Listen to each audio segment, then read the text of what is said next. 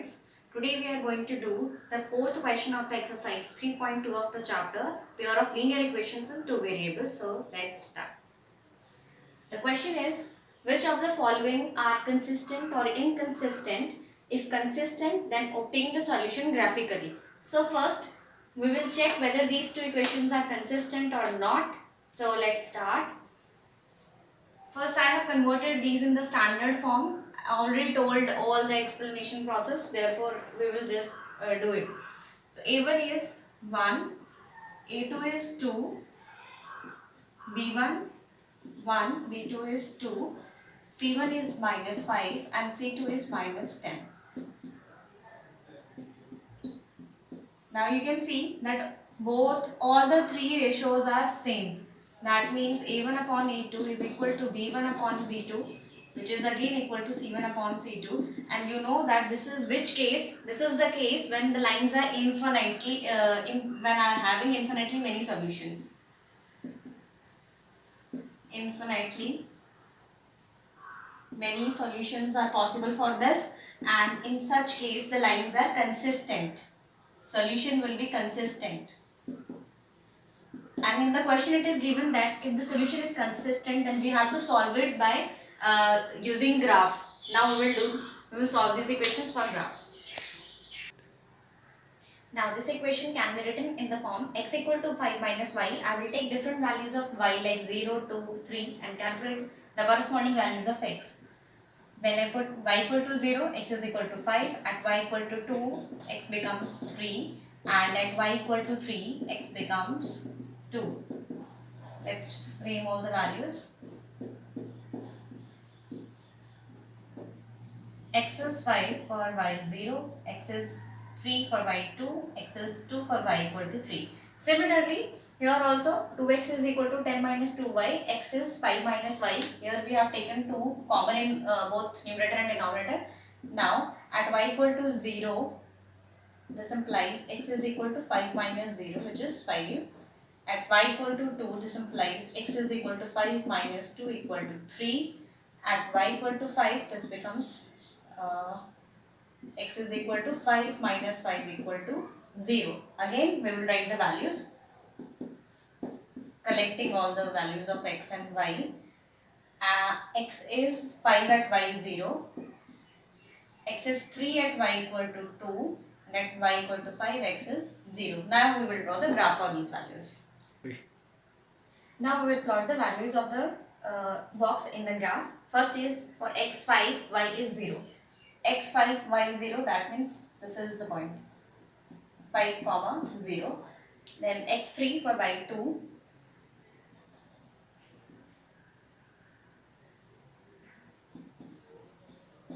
comma 2. Then x2 for y 3,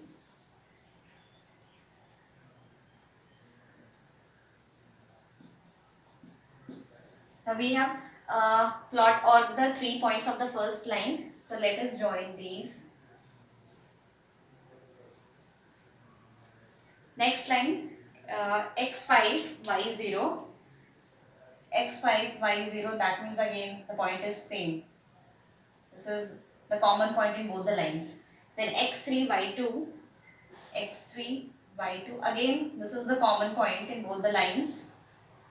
And third is x0 for y5. x0, y5, that means this. Actually students, this line must be passing through this point. If you draw it properly on the graph, you can see.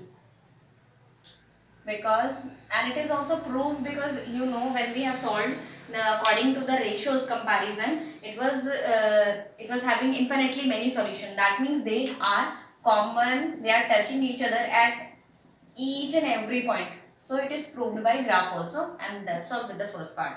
Now the second part of the fourth question, x minus y equal to 8, 3x minus 3y equal to 16. First I have converted both the equations in the standard form. Now we will compare the ratios. A1 1 upon 3, B1 is minus 1 upon minus 3. It will again come out 1 by 3. And C1 is minus 8, C2 is minus 16. Then you can see that this is 1 by 2. So from here, A1 upon A2 is equal to B1 upon B2, but it is not equal to C1 upon C2, and if you remember, this was the case when the lines were parallel to each other. This implies lines are parallel, and when lines are parallel, they are not intersecting each other at any point. That means the solution is not consistent, that is inconsistent solution. And if it is inconsistent, we need not to solve it by using graphs. Since you always have to convert the equations in the standard form, but as I have already told so many times, therefore here I am directly comparing the values. So a1 upon a2 is 2 upon 4, that is 1 by 2, and b1 is 1, b2 is minus 2, this is minus 1 by 2, minus 6 upon minus 4, again it will come out to be 3 by 2. Now you can see that when we compare all the three ratios, what we get is a1 upon a2 is not equal to b1 upon b2, which is again not equal to c1 upon c2. Need not to check that. This implies this is the case when the lines have unique solution. The lines are intersecting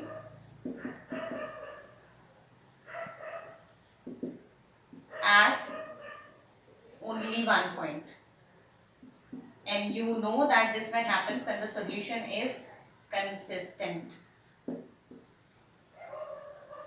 And as the solution is consistent, therefore we will solve it by drawing the graph.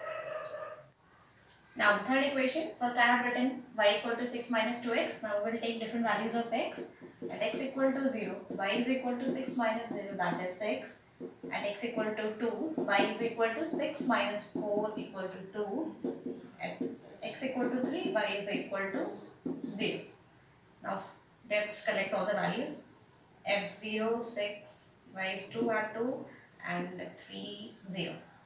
Similarly, we will solve that equation also. Here for x equal to 0, 0 minus 2, it is minus 2. For x equal to 2, y is 4 minus 2 equal to 2. And for x equal to 3, y is equal to 6 minus 2, that is 4. Let's collect all the values. 0, minus 2, 2, 2, 3 and 4. Now let's draw the graph for this. Now let us plot the values. First is x0 for y6, x0, y6, this value 0, 6. Then is 2, 2.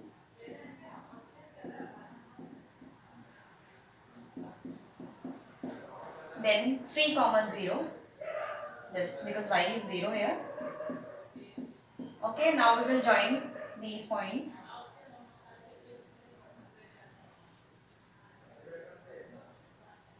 This is for the line 2x plus y minus 6 equal to 0.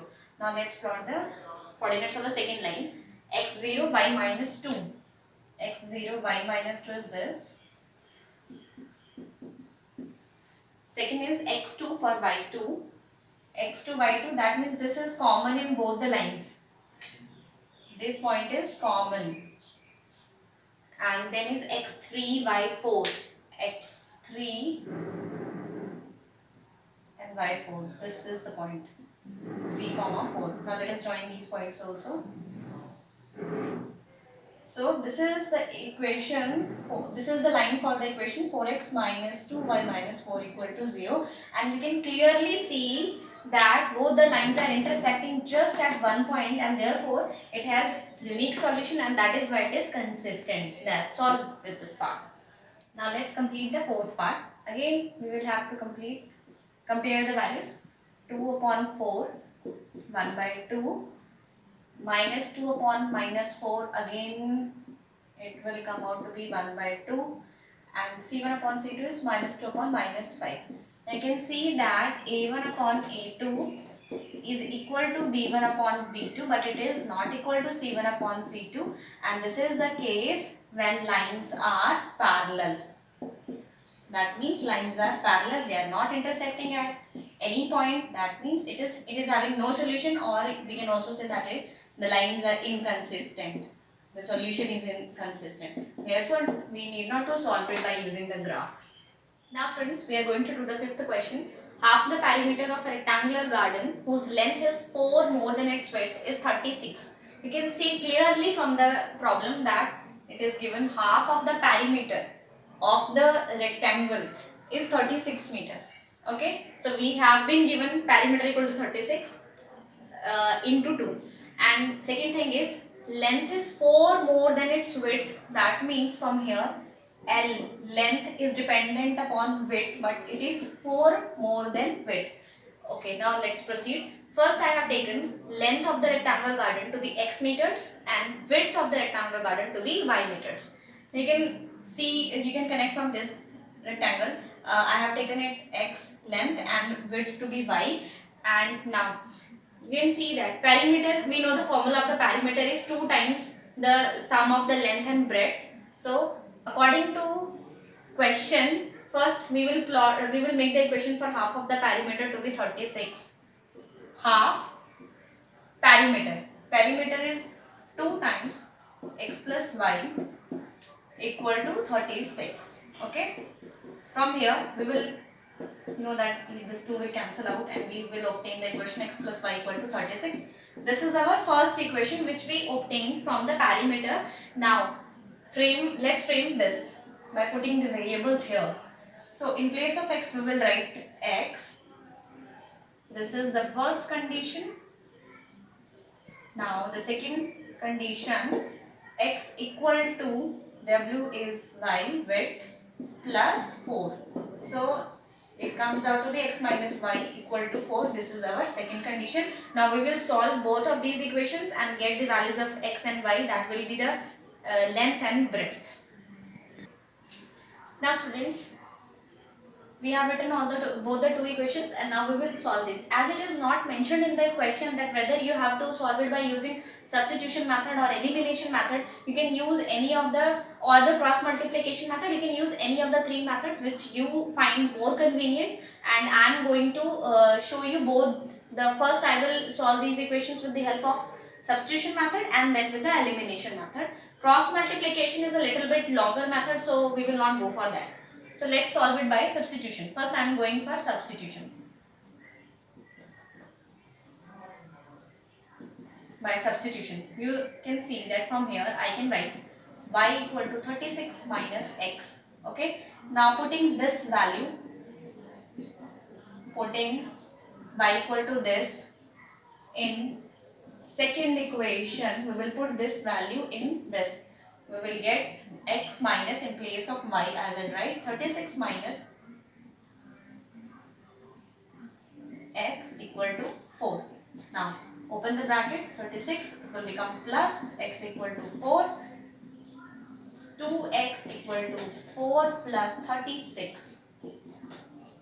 So x is equal to, this will become 40, x is equal to 40 upon 2 equal to 20.